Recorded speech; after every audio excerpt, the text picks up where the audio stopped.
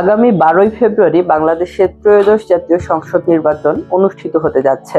এই নির্বাচনটিকে ভারত কিভাবে দেখছে, কিভাবে নিচ্ছে, এটি বেশ গুরুত্বপূর্ণ। বাংলাদেশকে 3 দিক থেকে আষ্টে পিষ্টে ঘিরে রেখেছে ভারত।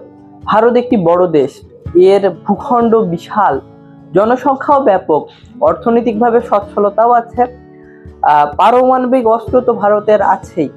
ভারত বাংলাদেশের রাজনীতিতে অত্যন্ত গুরুত্বপূর্ণ প্রেরক হিসেবে সবসময় সক্রিয় ছিল। 1971 সালে মহান মুক্তিযুদ্ধের সময় ভারত বাংলাদেশের পাশে দাঁড়িয়েছিল, মহান মুক্তিযুদ্ধে সহযোগিতা করেছিল। স্বাধীন বাংলাদেশে সবসময় ভারত বাংলাদেশের রাজনীতিতে হস্তক্ষেপ করেছে অথবা হস্তক্ষেপ করার চেষ্টা করেছে। তারা তাদের অনুগত একটি শাসককে বাংলাদেশের মসনদে বসানোর জন্য অথবা টিকিয়ে রাখার জন্য সবসময় চেষ্টা চালিয়ে আসছে। বাংলাদেশের সাবেক প্রধানমন্ত্রী আওয়ামী লীগ সভানেত্রী শেখ হাসিনা, তিনি ছাত্র জনতার অভ্যুত্থানে ক্ষমতাচ্যুত হয়ে দেশ ছাড়েন, প্রতিবেশী দেশ ভারতে অবস্থান নেন। ভারত বরাবরই চেয়েছিল আওয়ামী লীগ সহ সকল রাজনৈতিক দলের অংশগ্রহণে একটি নির্বাচন, কিন্তু 12ই ফেব্রুয়ারি যে নির্বাচনটি অনুষ্ঠিত হতে যাচ্ছে সেই নির্বাচনে অংশ নিতে পারবে না আওয়ামী লীগ। আওয়ামী লীগ সভানেত্রী শেখ হাসিনা নির্বাচনে অংশ নেওয়ার সুযোগ থেকে বঞ্চিত হওয়ায় যার কারণেই ক্ষেপে উঠেছেন অন্তর্বর্তীকালীন সরকারের প্রধান উপদেষ্টা অধ্যাপক ডক্টর মোহাম্মদ ইউনূসের উপরে। ভারত আগামী নির্বাচনকে কিভাবে দেখছে, আগামী নির্বাচনকে কেন্দ্র করে ভারতের আদৌ কোনো পরিকল্পনা আছে কিনা, নির্বাচনকে বাধাগ্রস্ত করা, বানচাল করা, ভণ্ডুল করার যে বিষয়টি, এটি কি ভারত কখনো করবে? ভারত তো একটি প্রতিবেশী রাষ্ট্র, প্রভাবশালী রাষ্ট্র, শক্তিশালী রাষ্ট্র।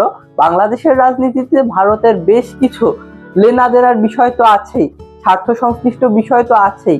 কাজেই ভারত সবসময়ই চেষ্টা করে কিভাবে বাংলাদেশে একটি অনুগত সরকার বসিয়ে রেখে তাদের যে স্বার্থ সেটিকে উদ্ধার করা যায়। এরই অংশ হিসেবে গত 15.5 বছরে শেখ হাসিনার সরকারের উপরে ভারতের যে প্রভাব ছিল সেটি কেউই অস্বীকার করবে না। সাম্প্রতিক সময়ে ভারতের কিছু কর্মকাণ্ড বেশ উদ্বেগের জন্ম দিয়েছে। বাংলাদেশে নিয়োজিত ভারতের যে সকল কূটনৈতিক রয়েছে এবং ভারতীয় দূতাবাসের হাই কমিশনের যে সকল কর্মকর্তারা রয়েছেন, তাদের পরিবারের সদস্যদেরকে ভারত ফিরিয়ে নিয়ে যাচ্ছে।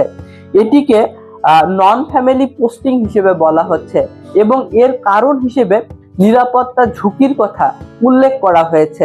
অর্থাৎ বাংলাদেশে ভারতীয় যে হাই কমিশন বা সহকারী হাই কমিশনে যে সকল কূটনৈতিক এবং কর্মকর্তারা নিয়োজিত আছেন, তারাই শুধুমাত্র কর্ম পরিচালনা করবেন এবং তাদের পরিবারের অন্যান্য সদস্য, সেটি স্ত্রী হতে পারে, সন্তান সন্ততি হতে পারে, বাবা মা হতে পারে বা ঘনিষ্ঠ যে পারিবারিক সদস্যরা বা আত্মীয়রা বাংলাদেশে ছিল, তাদেরকে ফিরিয়ে নিয়ে যাচ্ছে ভারত।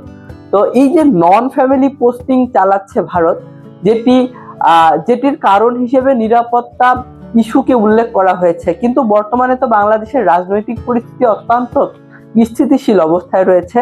এখানে তো কোনো সহিংসতা কিংবা জ্বালাও পোড়াও, অস্থিরতা, বিশৃঙ্খলা, অরাজকতা তৈরি হয় এমন কোনো অবস্থা বর্তমান সময়ে বিরাজ করছে না। তাহলে কেন ভারতীয় নাগরিকরা বাংলাদেশের মাটিতে নিজেদেরকে নিরাপদ মনে করছে না? এছাড়াও ভারত বিভিন্ন রকমের ইঙ্গিতপূর্ণ আচরণ করছে।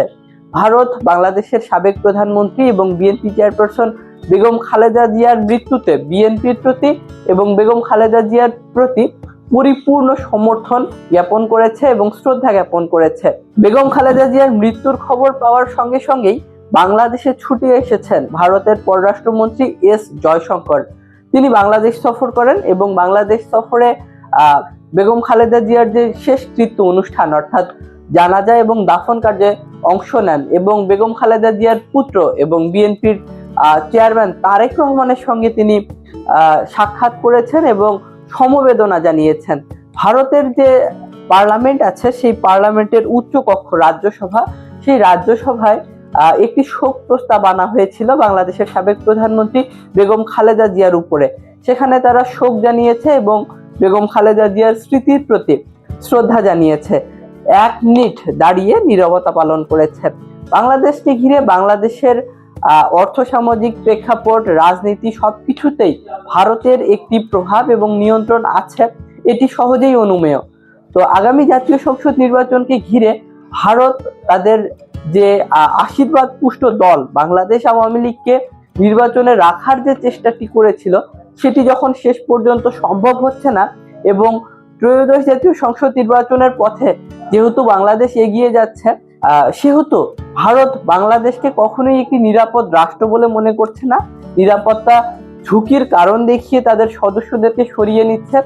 এছাড়াও ভিসা সংক্রান্ত জটিলতা তো আছেই, অর্থাৎ বাংলাদেশের কোনো নাগরিক যদি ভারতে ভ্রমণ করতে যায় তাহলে তাকে ভিসা সহ নানান রকম জটিলতার মুখোমুখি হতে পারে।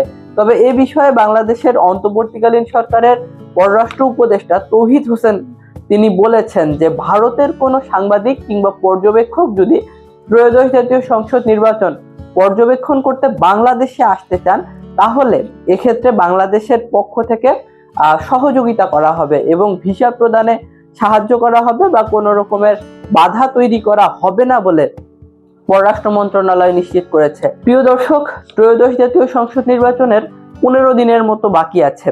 এই দীর্ঘ সময়ে বাংলাদেশের রাজনীতির জল অনেক দূর গড়িয়ে যাবে, হিসাব নিকাশেও আসবে নানান পরিবর্তন।